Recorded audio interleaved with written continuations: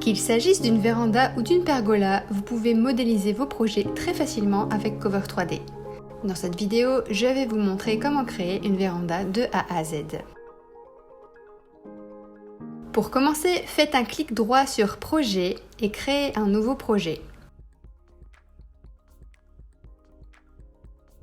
Ensuite, faites de nouveau un clic droit sur Article ou tout simplement cliquez sur la petite icône Véranda en haut à droite.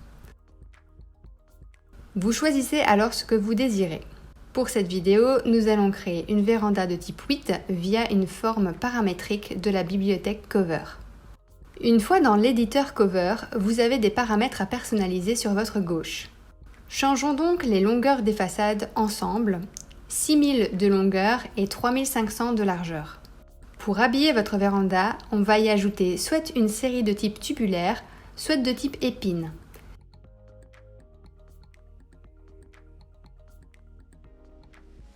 On peut également changer la couleur.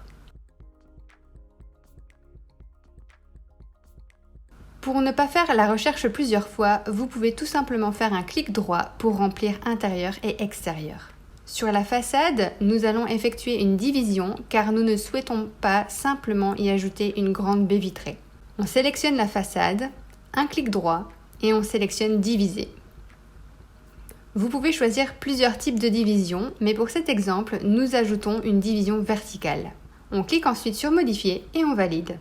Si vous ne souhaitez pas que la division soit pile au milieu de votre façade, sélectionnez la division, faites un clic droit et cliquez sur Déplacement de la barre interne. Ajoutez-y une valeur en fonction des envies établies par votre client. Attention, une valeur positive déplacera votre division vers la droite et une valeur négative la déplacera vers la gauche. Par défaut, celle-ci est de 0. Nous allons maintenant modifier la façade. En bas à gauche, sélectionnez l'icône façade avant de cliquer sur la partie de façade que nous allons personnaliser. Nous allons ajouter un mur via le panneau à gauche dans Outils de conception et ensuite en cliquant sur l'icône mur. Nous refaisons la même manipulation sur la façade droite. Et nous allons placer un mur sur toute la maille de la façade gauche. Afin d'éviter les rebords automatiquement générés, on sélectionne l'icône mur en bas à gauche, clic droit sur le mur et on choisit Éditer. Dans Seuil et tablette, on enlève les tablettes et on égalise le tout en indiquant 0 dans les retraits de seuil. Nous continuons notre remplissage de mailles avec la toiture cette fois. En mode sélection de mailles, on sélectionne une maille et on choisit le vitrage que l'on souhaite via le panneau de sélection à gauche.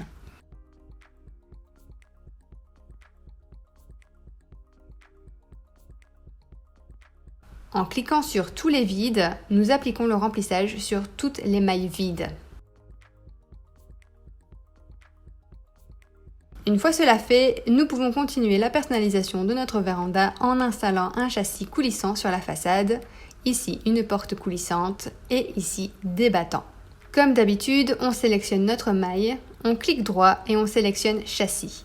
Un second écran apparaît et la maille sélectionnée apparaît en 2D.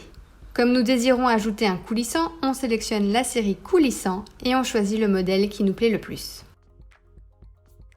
On clique ensuite sur la maille pour choisir le sens de l'ouverture. On valide la quincaillerie, généralement la poignée de porte, et on clique sur OK. Comme on souhaite ajouter des portes vitrées, on sélectionne la maille et on l'ajoute. N'oubliez pas que pour ajouter le même vitrage partout, vous pouvez tout simplement cliquer sur tous les vides. Si tout vous semble correct, on quitte simplement l'écran et on enregistre. On refait la même manipulation sur la maille au-dessus de notre muret. Clic droit après sélection de la maille, on choisit Châssis et on y ajoute le coulissant. Pour le côté esthétique de la véranda, dans cet exemple, nous allons ajouter un coulissant 4 rails. On choisit l'ouverture, valide la quincaillerie et ajoute le vitrage.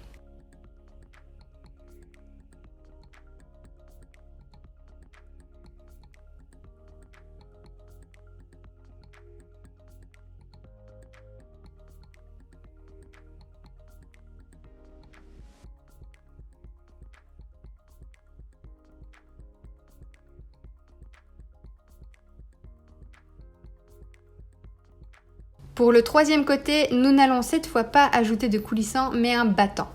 Même manipulation que précédemment, on clique droit sur la maille châssis, mais cette fois nous sélectionnons la série fenêtre et porte et choisissons le modèle fenêtre. En fonction de la longueur de la maille, il est bon de la diviser avant de rajouter nos battants. Pour cela, vous cliquez droit sur la maille et choisissez diviser. Un écran familier apparaît où vous allez pouvoir choisir les divisions de votre maille. Une fois validé, on choisit alors le battant que l'on souhaite.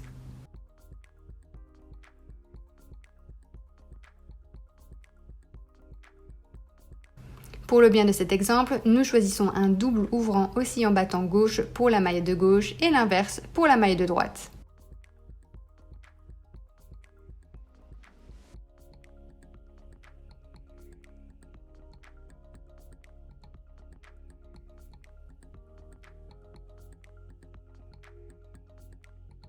Encore une fois, on ajoute le vitrage et on valide en refermant la fenêtre.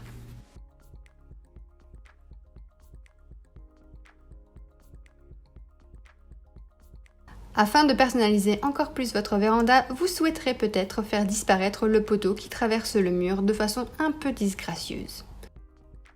Pour ce faire, on sélectionne le poteau en question, clique droit et sélectionne Technique. Nous nous trouvons maintenant dans l'onglet Technique.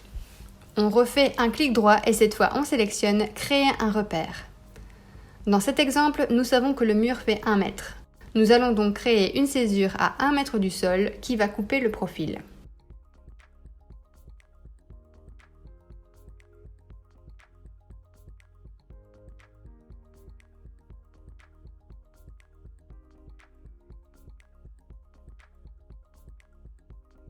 Une fois cela fait, vous pourrez sélectionner le poteau qui vous gêne et tout simplement le supprimer via un clic droit Supprimer.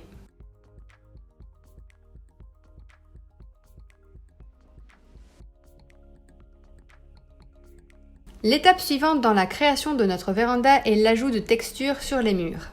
Dans l'onglet Conception en bas à gauche, on clique sur l'icône de mur en bas à droite et on sélectionne l'une des bibliothèques de textures via le panneau en haut à droite.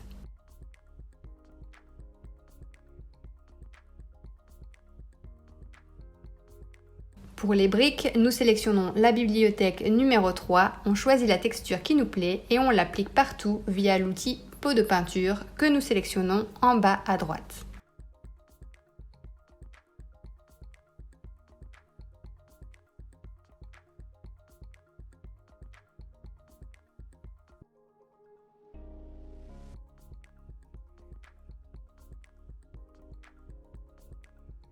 N'oubliez pas de tourner votre construction afin d'ajouter toutes les textures partout où cela est nécessaire.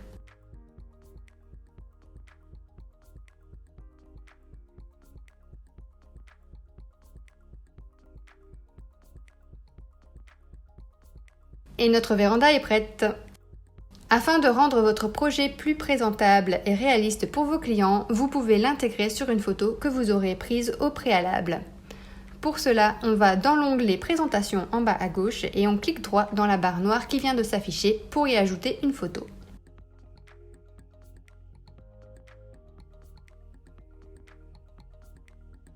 Bougez le projet en appuyant sur Shift en continu sur votre clavier tandis que vous placez la véranda correctement avec la souris. Vous pouvez régler la vitesse de mouvement via la petite réglette en haut à gauche et ainsi gagner en précision.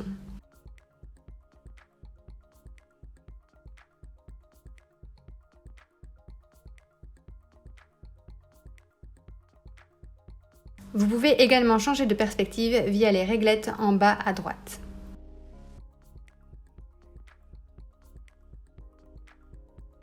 Cela nécessite un peu de temps pour bien placer la véranda sur la photo, ne vous découragez pas, un peu de patience. Une dernière petite astuce avant de terminer, vous pouvez animer les portes et fenêtres en faisant un clic droit et en sélectionnant Ouvrir.